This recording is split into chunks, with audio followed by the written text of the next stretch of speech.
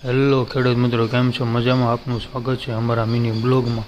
આજે આપણે કારેલીમાં રેડ પાવાનું હતું, તો આપણે મોટર ચાલુ કરીને કારેલામાં રેડ પાવાનું ચાલુ કરી દીધું છે। આપણે જોઈ શકો છો, રેડ પાઈને આપણે કારેલીમાં 0024 ખાતર વેરવાનું છે। એનાથી એ ફાયદો થાય છે કે ઉત્પાદનમાં વધારો થાય છે, કારેલીની સાઇઝ મોટી થાય છે અને લંબાઈ થાય છે, જેથી વજન વધુ પૂરે છે।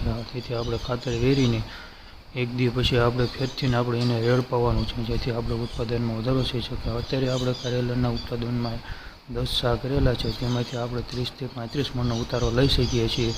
અને અત્યારના ભાવ કારેલાના 500 થી 600 રૂપિયા છે। તેથી આપણે કારેલીની સારવાર માટે ખૂબ જ અગત્યના ખાતરો જેવા ડીપમાં ચડાવવું પડે છે। આપણે એ પણ ચડાવવાનું છે। 2 દી પછી કારેલામાં દવાનો છંટકાવ પણ કરવાનો છે।